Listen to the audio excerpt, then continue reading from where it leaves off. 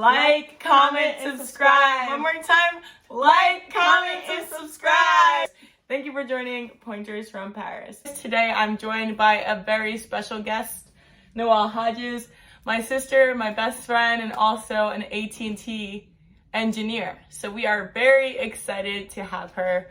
I just want to start off by saying that her views do not express the views of AT&T. Although she's an employee, she has her own opinions and thoughts, and we're just very excited to learn from Noelle and hear her story. So thanks very much for joining us. No, thank you. I'm really glad to be here. I appreciate you letting me be your first guest. I'm really excited. I first want to give congrats or let you know how cool I think this is that you're doing this. A lot of, Black kids of color are definitely coming out of college looking for direction in the corporate world, and I think the work that you're doing is really important. So I'm really proud to be your sister, and yeah, really excited to be here. Thanks, Noelle. Such kind words. So I guess we'll just start by getting right into it, as we always do. So can you start by telling me a little bit about yourself? Yeah, of course. So I grew up on the Shinnecock Indian Reservation. I have one sister, my big sister Paris here. From there, I played basketball. Basketball afforded me the opportunity to go to a good school, went to Brandeis University, graduated in 2018. My senior year, I accepted an internship with AT&T, where I then got the full-time offer. So now, today I've been with AT&T for a little bit over 3 years, and my day-to-day is building applications, planning out data models, and fun stuff like that. That sounds so fun and exciting. I know your story, but I just want the people to learn more about you. So what did you major in? How did you get the internship with AT&T? Was it the typical computer science major, or what happened? Yeah, no, definitely not. So my story, was a bit unconventional. I majored in sociology with a with a minor in business, and I was an average student. I want you guys to know that I just want you guys to know that, right? So I wasn't some star pupil, regular student. It was really honestly about the connections formed. We mentioned that my dad is a caddy. At the golf course, he was able to meet a gentleman by the name of Robert F. Smith. If you don't know Robert F. Smith, please look him up. From there, I was put into his Fund 2 Foundation, I believe it's called Intern X now, if you guys do want to look that up as well. And what that is, it's a program that gives kids of color the opportunity to apply for internships, basically. So it's a special portal for internships, and I applied for AT&T through there. I ended up getting it, and when I got there, they kind of coached me up, skill pivoted me. That's where the computer science aspect comes in. That's how I pivoted to becoming an engineer, and yeah, that's how I am where I am today. Thank you for sharing. So I know that the internship process included a program called TDP. Mm-hmm. I could be wrong. I don't know if that was internship or full-time, but could you talk a little bit about the TDP program? Yeah, sure. So the TDP program stands for Technological Development Program. It's a program within AT&T that takes students who studied STEM in school, in college, and places them within the company. So my initial internship was not a TDP internship, but after doing some networking and talking to people, and because of the opportunity AT&T afforded me with skills pivoting and learning what I've learned, I thought that TDP would be a really good fit for me. So I was able to do my research. I was able to understand their expectations and make sure that my skills match their expectations. And then so I applied, and that's where I got my full-time position. Fantastic. Yeah. We're all super proud of you. Mm-hmm. But I guess we want to get into the weeds a little bit. Can you tell us what the structure of the TDP program looked like? How many rotations were there? And then when you graduated, what did that look like as well? Yeah, sure. So it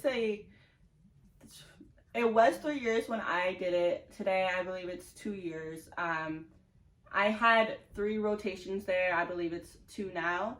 But it's a program where you can go to any part of the company you want, which is really cool because you get to explore a lot of different things.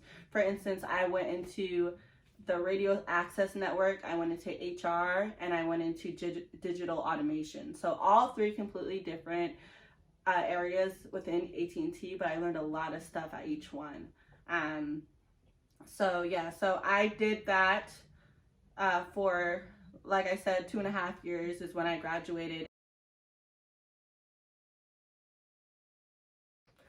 I graduated the program, and the goal is to be placed with one of the rotations that you sat at. Mm-hmm.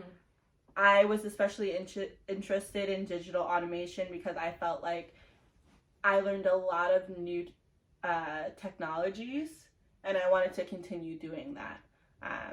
So worked my butt off, ended up asking them, or basically letting them know my interest, and I wanted to stay on the team with them, and they hired me on. I went through a small interview process.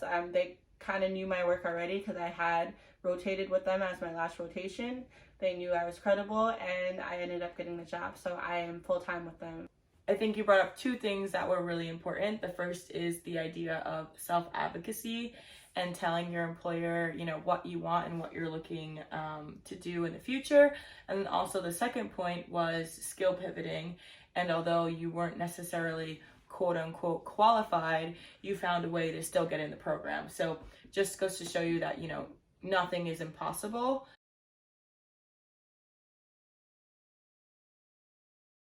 Like, if you don't get placed with somebody that you do your rotation with, that doesn't mean that they're not gonna, like, you just lose your job. They're always gonna place you somewhere.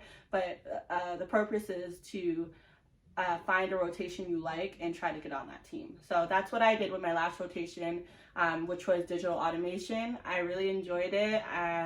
What we do there is we help that part of the business automate simple tasks. So say if something's taking a long time and their process is via email, what we do is we build apps that make that process faster. Now I'm placed with that team, and I really love it, and I'm learning a lot.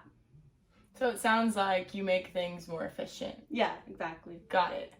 Do you mind talking about what type of programming or software you use daily? Yeah, so right now I use something called QuickBase. That's a low-code application, basically for building applications. And what low-code means, essentially, those people who know out there, is you don't have to go in and hard code a lot of stuff. A lot of things are very easy. You can create fields by just clicking buttons, as opposed to if you were to create a website organically, you'd have to go in and code all the HTML, CSS, and all the backend to that as well. Whereas QuickBase just makes it easier and quicker to do so, actually. Mm-hmm. So that's what I'm currently using. We are moving to something called PlanView in the future, and we've also used Appian for those people who know some of those technologies out there. Great. And this is just like some inside information I had. One time I was tasked with doing something with Tableau, and Noelle is also an expert in Tableau and a couple of other programs that I'm not familiar with, mm-hmm. but I think that's all a function of going through the TDP program. Yeah.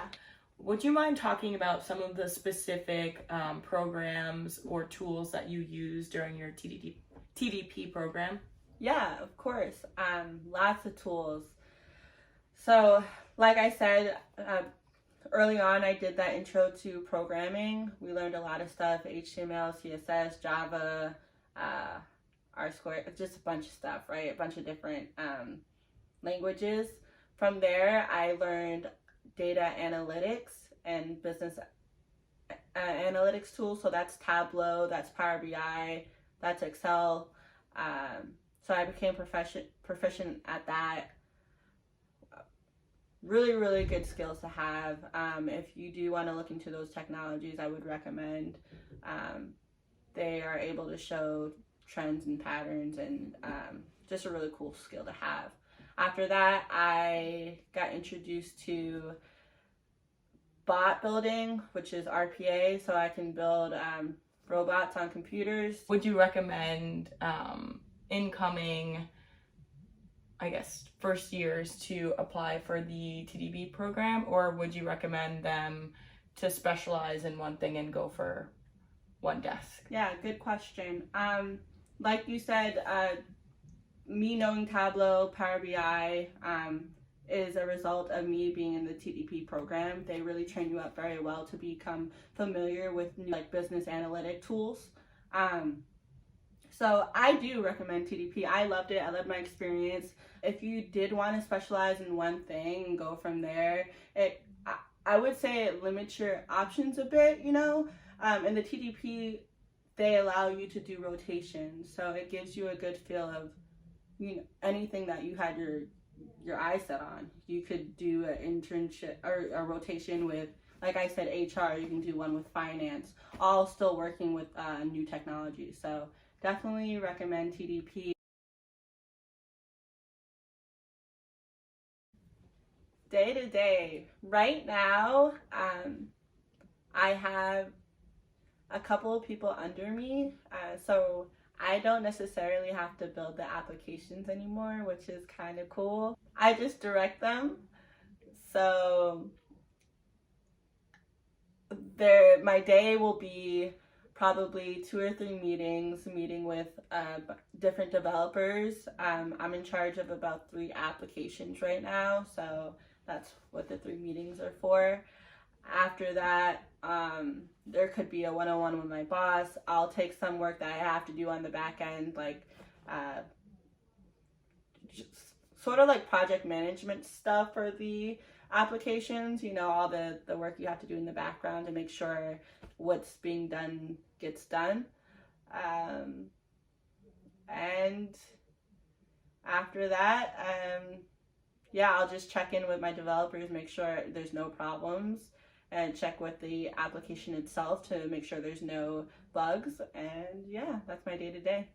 That sounds really great.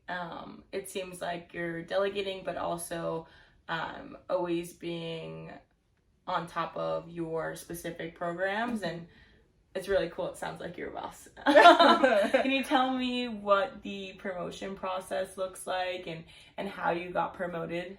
Yeah, so a lot of networking, a lot of checking in with my boss. You know, you're right. My boss was in charge of my promotion, so I made sure to keep in contact with him weekly, understand his expectations, make sure I was meeting and exceeding those expectations. Raising my hand for anything, even if I didn't want to do it at the time, you know, and then when you do it, when you do take that on, make sure you do it well, right? Because you don't want to take on extra work and not be able to deliver. So that's one piece of it. Another part is talking to your mentors. So a very important part in the corporate world is having mentors, meeting people, establishing those connections.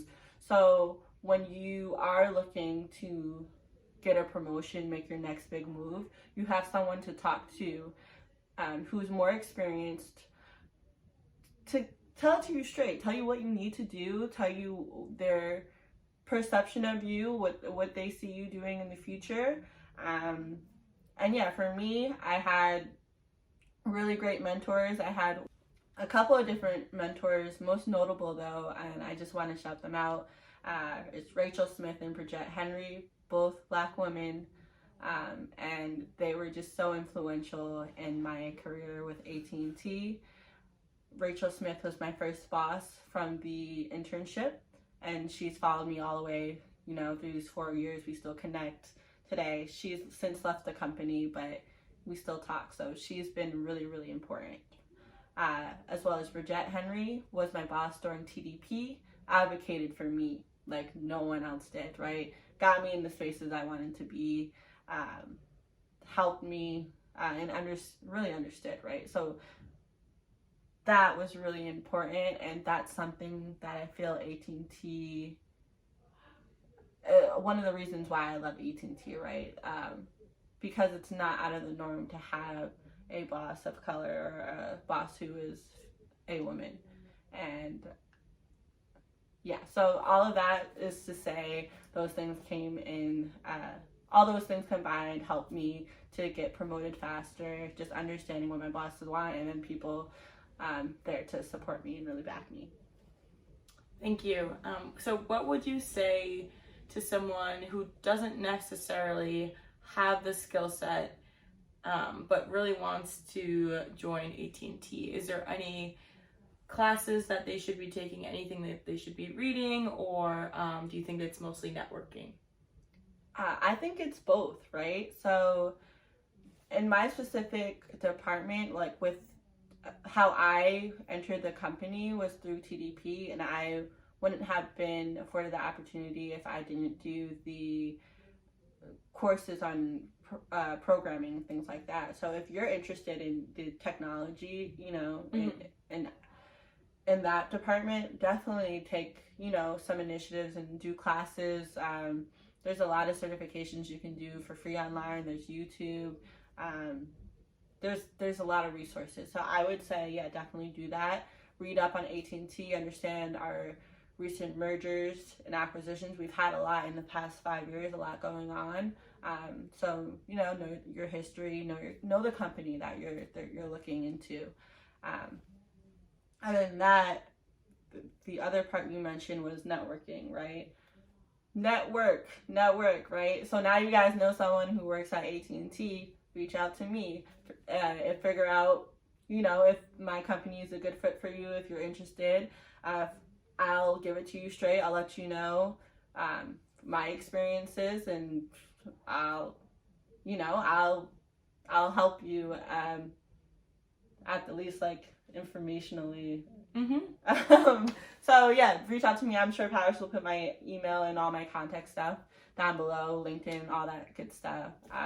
Networking is definitely important. That's how I really got my foot in the door at AT&T, is going through Robert F. Smith's program. So really both. I would say both. Okay, thank you for that. Yeah. And now we're getting into like the juicy stuff. Things that everyone wants to know. What are the hours like? What does the work-life balance look like? Is it a healthy relationship? Yeah. Let's talk about that. Yeah, of course. So speaking for my department, TDP, awesome. I have a great work-life balance, even in the digital automation space that I am now that I'm graduated from TDP. Great work-life balance. Really 8 to 5. I work from New York with Dallas time, so there's a 1 hour difference, but I am allowed to, you know, hop on, enjoy lunch, hop off at 5, and still be able to enjoy the rest of my day. I really, really like that. I think AT&T does a really good job at making you feel like you can create boundaries, and yeah. Thank you for sharing. Yeah. And last but not least, the last question of the night, what would you tell your younger self, or what do you wish that you did differently? Yeah, really good question. I would look back to school, really. I tell myself to buckle in a little bit more. Obviously, I'm where I'm at today, and I'm super grateful for how everything has turned out, but I feel like I could have definitely been a little bit of a better student. Another thing is just networking with your peers while you are in college. I was pretty busy in college. I had basketball, and I didn't really go out too much, but I do think it's important to at least network on like a academic level, if that makes sense. So I'm not talking about social, going to parties. I'm talking about in the classroom, just find people who have similar ambition and similar interests as you, because those people grow up to do incredible things as well. And it's really great to have that network already established as you go into the world, the corporate world, if that's what you're looking to do. I agree with you 1000%. Thank you so much for being my first guest. I appreciate you so much. I love you too. Feel free to reach out to her. Yes. Feel free to reach out to me. Be sure to together we can say like, comment, and subscribe. Yes. Be sure to like, comment, and subscribe. Thanks for watching. Bye. Bye.